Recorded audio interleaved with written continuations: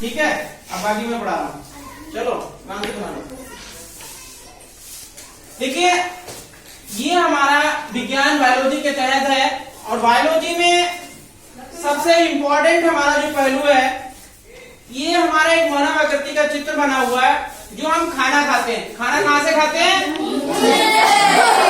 खाना कहाँ से खाते हैं? मुंह से खाना खाते हैं और खाना खाने के बाद में सबसे पहले ये हमारा खाना यहाँ से खाते चले आते हैं, ये हमारा यकृत होता है। ठीक है, ग्रास नली में खाना आता है और यहाँ पर ये छोटा सा लगा हुआ ये क्या है? ये पित्ताशय होता है। क्या होता है? पित्ताशय की एक दो बूंद अगर खाने में निकलती है और खाने को पचाने का काम करती है। क्या करती है? खाने को पचाना। ये हमारा अमाशय लगा हुआ है।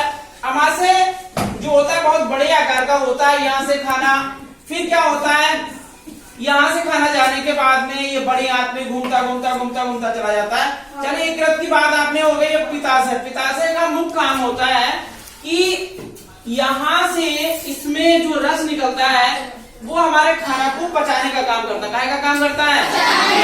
खाना को पचाने का काम करता है। ठीक है, उसके बाद में फिर हमारा ये किनारे आपने देखा ये बड़ी आंत का पूरा एक सिरा लगा होता है। देखिए खाना मुख कहाँ से, हम जैसे ही मुख से खाते हैं खाना धीरे धीरे धीरे धीरे खाना धीरे धीरे आता है।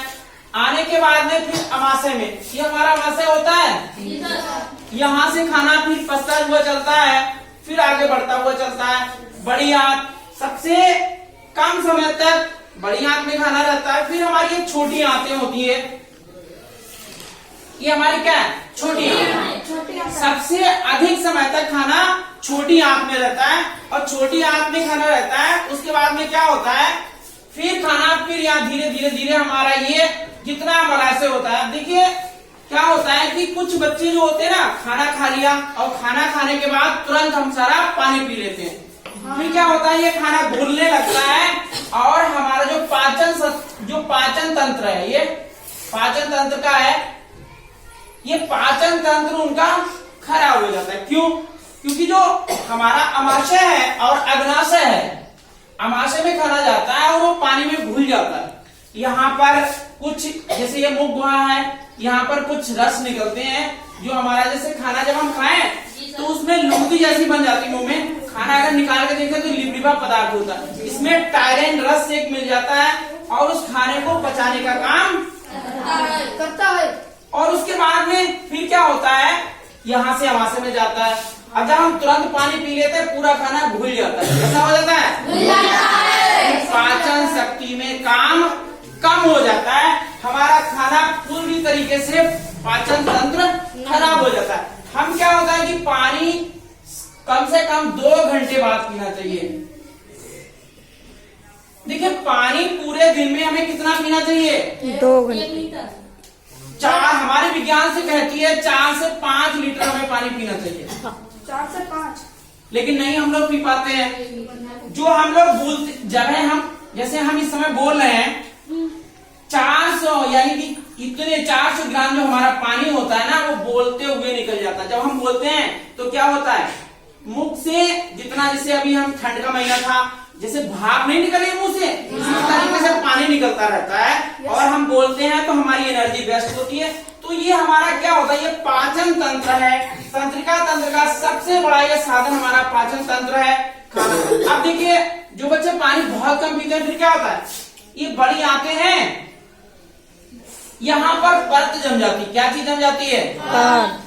परत। परत जैसी गंदगी की परत जड़ जाती है।